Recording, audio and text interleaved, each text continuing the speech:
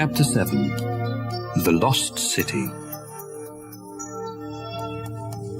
Captain Nemo took us north through the Indian Ocean to the Red Sea, but the Red Sea had no exit.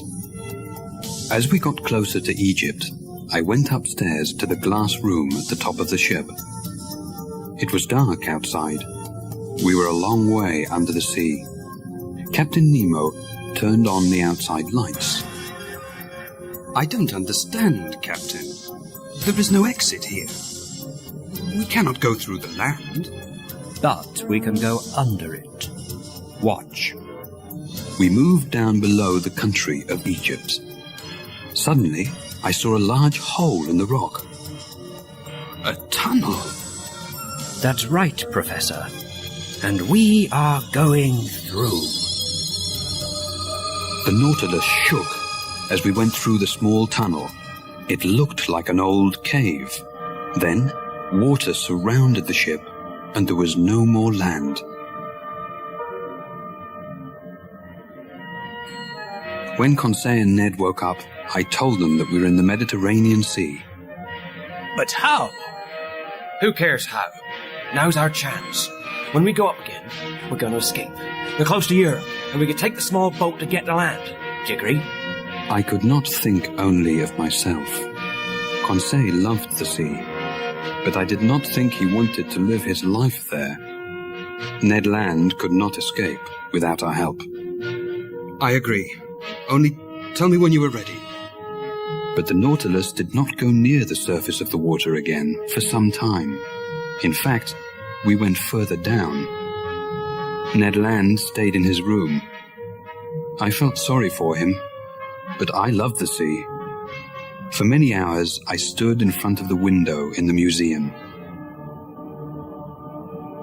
We sailed through the Mediterranean Sea and entered the deep, mysterious Atlantic Ocean. The ocean became dark, and we continued to go further and further down. Captain Nemo came into the museum as I studied the ocean floor. I have a little surprise for you, Professor. As he said this, a bright light appeared from behind the mountain of rocks in front of us. What is it? Just watch. We came closer to the light, and I could see trees on the ocean floor. That's not possible. The Nautilus moved up over the mountain, and I saw that the light came from an old underwater volcano. There was no fire, but the hot lava still produced light.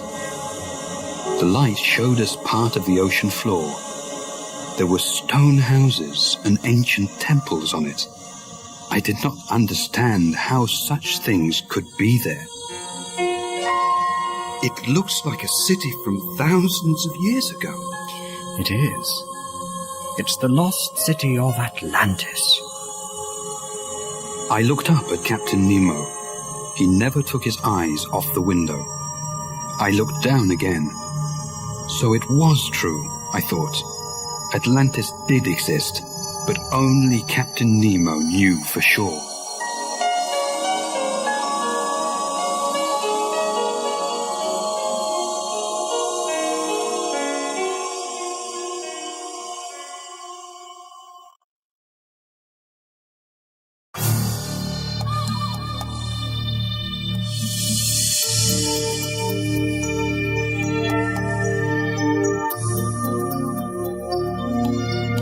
Chapter 8. The Giant Squid.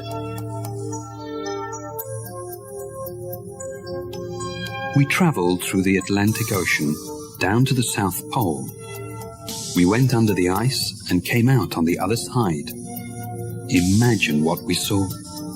Penguins, whales, polar bears, dolphins, icebergs. It was like a dream, and we saw it from the inside of the Nautilus. We continued up the coast of South America. Finally, we came to the warm waters near the Bahamas. Who could be unhappy? Only one person, Ned Land. Conseil, Ned and I were in the museum. looking out at old stone walls, 5,000 feet under the sea. There are giant squid in the holes of those walls. Come, Professor. You don't believe that, do you? What giant squid, sir? Well, the giant squid is really just a story. Many people like to tell stories about giant squid, but no one knows if they're true. But I know one man who said he saw one. How long was it? 20 feet. Did it have 8 tentacles like snakes coming out of a big round head? Yes. And did it have a mouth and nose like a bird's? Yes.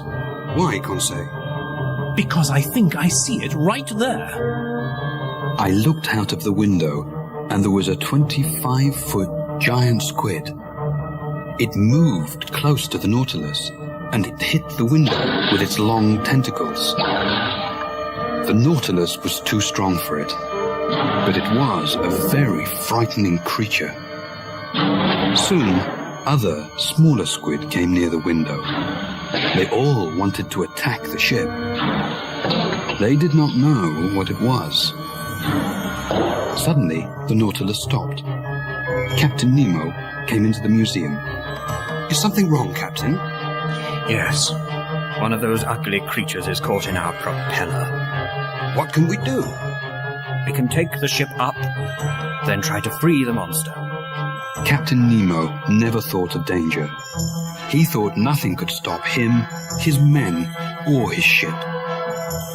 We all went upstairs. Captain Nemo gave us all axes to cut the squid's tentacles if they attacked. One man went to open the door to the platform. As he opened it, a long, thick tentacle of the giant squid came inside like a snake and pulled the man outside. We all ran up the stairs. Outside, 6 or 7 small squid moved along the top of the Nautilus, throwing all their tentacles at the ship and its men. We fought them with our axes, but the large one, the one with Captain Nemo's man in his tentacle, stood holding the man in the air. The man cried for help. I was surprised he spoke English. Captain Nemo attacked the giant squid with his axe. He cut off some of its tentacles. I thought Captain Nemo would save his man. Then I saw Ned Land with his harpoon in his hand. I thought he was going to kill the captain. Ned, don't! But I didn't need to stop him. One of the smaller squid knocked the harpoon out of his hand and threw Ned down. The squid was about to pull him into the sea. Captain Nemo saw this, cut off the squid's tentacle, and saved Ned Land. You saved my life! Didn't you do the same for me? Yes, but... Captain Nemo did not wait for the answer. He turned to help his own man, but it was too late. The giant squid shot black ink out of its body, and none of us could see anything. When we cleaned our faces and our eyes, the squid was gone, taking the man with it.